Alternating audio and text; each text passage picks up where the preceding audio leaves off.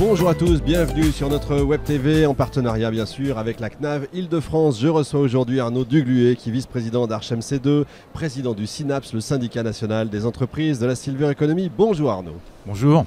Alors, 2022, est-ce qu'il y a un événement, est-ce qu'il y a un fait majeur que vous retenez ? Au niveau d'Archemc2, qui je le rappelle est l'unification de Médicis et de Citizen, deux acteurs majeurs dans l'accompagnement à domicile des personnes âgées et dans l'action sociale au niveau national. Oui, cette année a été une année de construction, puisque l'année dernière, nous avons annoncé à la terre entière la réunification des deux entreprises.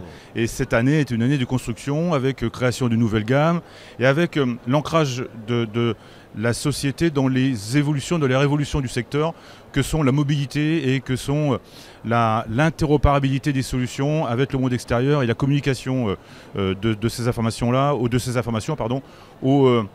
aux bénéficiaires, aux clients, mais aussi entre prestataires. Bref, cette année a été une année de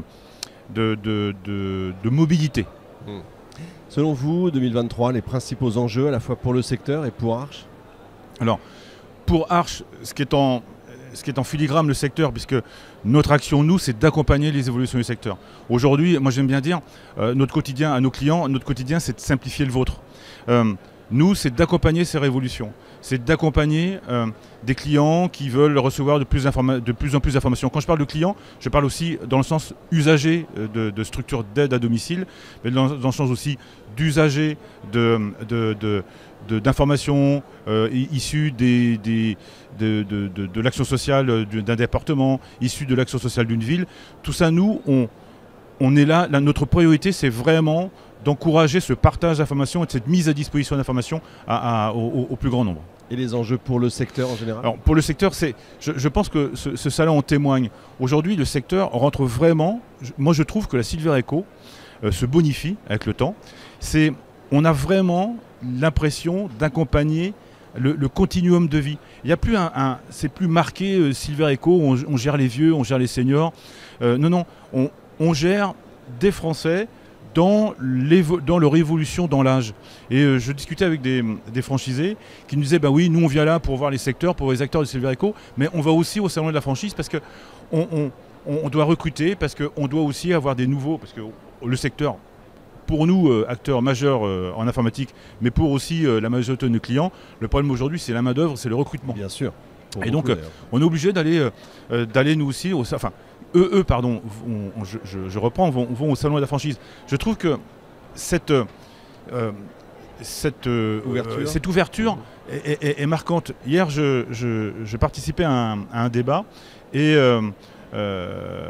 on évoquait avec Menu Service qui parlait de ces franchisés et qui en parlaient comme des commerçants. Et j'ai relevé cette action, ce verbe, puisque moi ça m'a marqué ça. C'est de dire ok, on est vraiment dans une entre guillemets une banalisation de ce service à la personne qui à mon avis est une très très bonne chose pour le secteur. Ça veut dire que vous êtes confiant pour 2023, 2024 et ce qui va suivre ? Ah oui.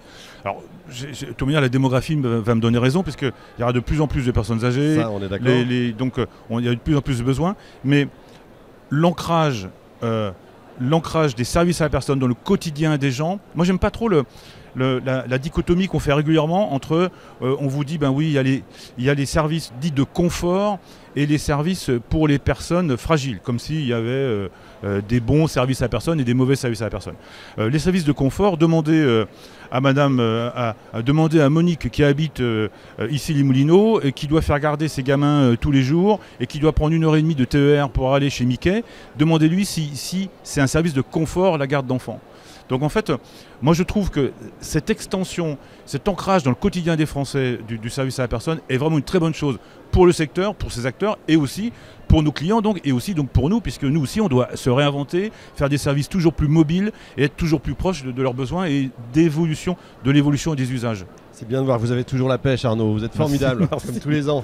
Fin de cet épisode, retrouvez tous les autres à l'adresse qui s'affiche en bas de votre écran bien sûr. Un grand merci à notre partenaire, la CNAV Île-de-France. On se retrouve dans un instant avec un nouvel invité. Merci, au revoir.